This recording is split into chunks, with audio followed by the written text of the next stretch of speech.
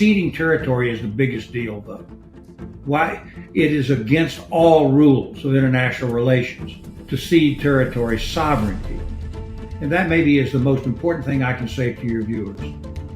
As long as sovereignty is not recognized, that Russia's territorial conquests are not legitimated, they're always just a temporary occupier.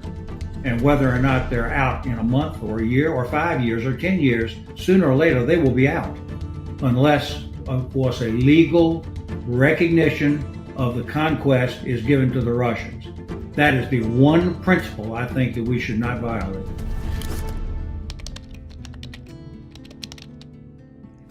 Hello and welcome to Independence Avenue Media. I'm Ammenårya and my guest today is Governor James Gilmore. Governor Gilmore served as Virginia's 68th governor, and later on he was America's ambassador to the Organization for Security and Cooperation in Europe, OSCE. And with that, Governor Gilmore, thank you so much for finding the time to talk to Independence Avenue Media today. I really appreciate this. Thank you. Yeah, I'm happy to be with you. Thank you very much. Let's start from, at this point, maybe a hard question to answer. Where do we stand as it comes to Ukraine peace negotiations and Ukraine peace deal? We've heard different versions. There have been updates. So where do we stand now? Well, today, of course, is the 24th of November. And I only mention that because we have to keep an eye on the date because things change from day to day and hour to hour.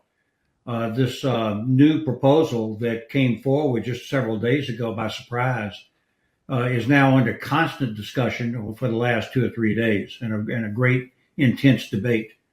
Some people say that the Russians intended it to be an intense debate in order to divide the Europeans from the Americans from the Ukrainians from the Europeans. We don't know exactly how this is going to go, but it is under great debate. The original 28 points that were put forward are, of course, wholly unacceptable to the Ukrainians. They should be unacceptable to the United States and to the Europeans, and I think they are. But the discussion is going on right now.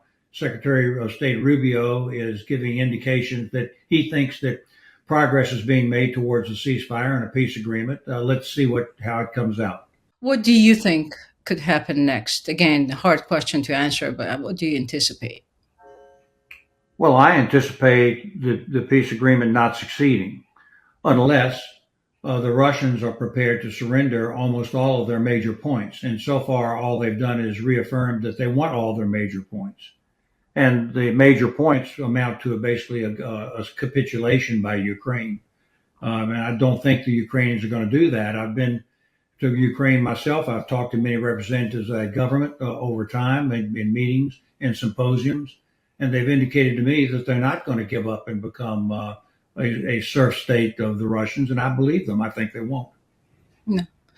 Do you think Russians are succeeding in, as you said earlier, separating or creating a wedge between all these partners? Well, I think there's a great deal of confusion right now. But let's begin by the question of whose plan it was in the first place. When it first came out, it was indicated that this was an American plan. And that, in fact, President Trump was giving just a short deadline for the Ukrainians to either agree with it or he would stop sharing intelligence information and stop giving support to Ukraine. Well, I think we've come a long way from that just in the last 48 hours. I think that now there are constant discussions going on. The Ukrainians are working to comment on this. The Europeans have put forward a plan of their own.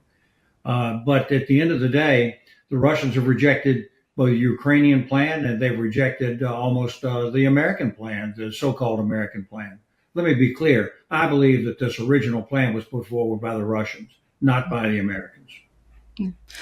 What would you say? Why is it in the U.S. interests to have major input and not go along with the version that you just mentioned that maybe is not written in the United States? Like, what's in it for the United States for this peace agreement to be just and lasting? If an agreement could be reached where the Russians would withdraw from Ukraine, stop trying to conquer their neighbors, end these horrific attacks on civilians, which amount to war crimes, return the children that they've kidnapped, and stop the brutalization of their basically peaceful neighbor, then I think a really good peace agreement that would recognize the sovereignty of Ukraine would be a good thing. But right now, I don't think the Russians have any intention of doing that. I think that it's perfectly obvious what's going on here, and that is that your viewers have to keep your eye on what the Russians are trying to achieve. What is their political goal? What are they trying to do?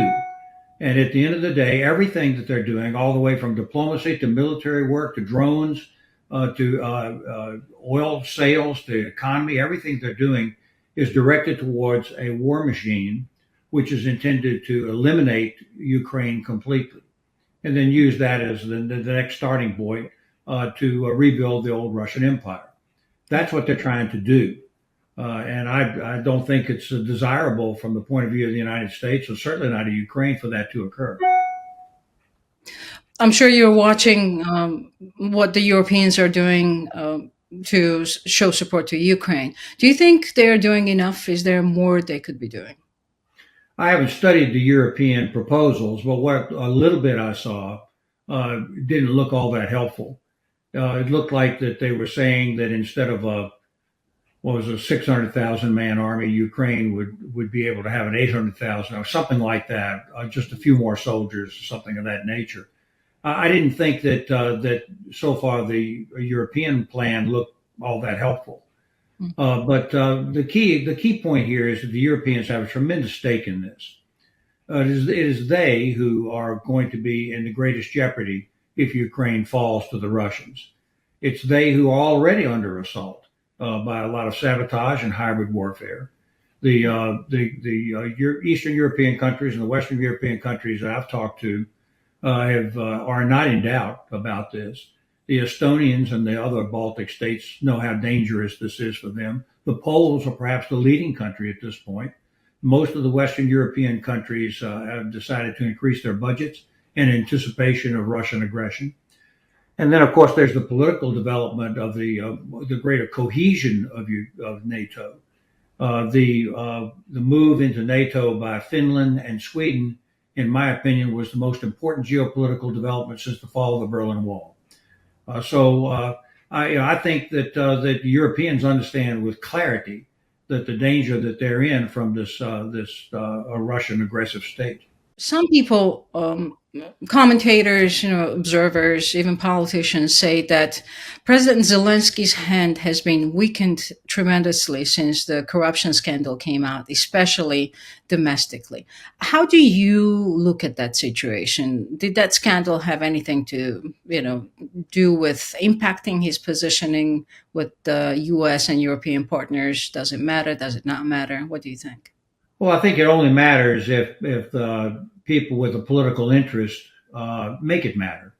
And this is why I say that. When I was visiting Ukraine in 2021, before the Russians did their invasion, I met with about 8 or 10 cabinet ministers and leading people. And in each one, I asked them the question that I thought my American friends wanted to know the answer to, which was, are you going to be able to clean up the country for corruption so that you could then join the European Union?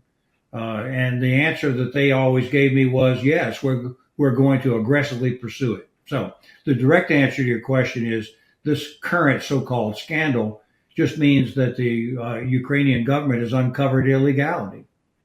Well, that's what we want them to do.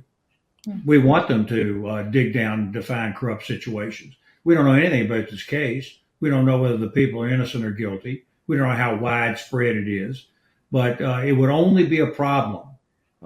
If the scandal should prove that corruption is endemic throughout the Ukrainian government. That would be a problem because I think the citizens of the United States and Western Europe would then not want to support Ukraine. But so far, we haven't seen any evidence of that. And if the Ukrainians are capturing people, arresting people who are guilty of corruption, that's what we wanted them to do in the first place. Which I would say is a different situation from Russia, where corruption, we don't hear too much about Russian corruption. We set standards for ourselves, and then we don't require those same standards from Russia. And that puts us in an inherently disadvantageous position in negotiating with the Russians. We're the ones always that are at fault, and everything they do is perfect, and that's just not true at all. The reverse is true. The Russians are an aggressive fascist power that are attacking a neighbor in violation of all international standards, including the United Nations standards of lack of aggressive warfare and war crimes, not to mention the OSCE, where I was the ambassador, the Organization for Security and Cooperation in Europe, is based upon the principles of the final act, the Helsinki Act. And at that time, the principles were set down. No aggressive warfare, peaceful solutions, no conquest, no invading other people, no trying to by force annex other people's land like they did in Crimea. All the basic principles of the OSCE, of which, by the way, Russia remains a member of the OSCE, are in violation right now by the Russians. Yeah. And this is my final question to you. If you were to anticipate how the war will develop or evolve, what's your sort of prediction or what's your analysis on, will we see the war in Ukraine end in the foreseeable future? Of course, given the whole environment of this peace deal as well. Well, let me, first of all, I can't foresee whether this so-called peace deal is going to go anywhere or not. I've already indicated that the original one was wholly unacceptable. Look at those terms. It called for the Ukrainians to cede territory the Russians haven't even tried to conquer yet or haven't conquered yet. Second of all, let's remember that all this territory, including Crimea, was the internationally recognized territory of Ukraine. So we're supposed to be bargaining to get back that which is already theirs. I mean, and then there's a prohibition of joining NATO.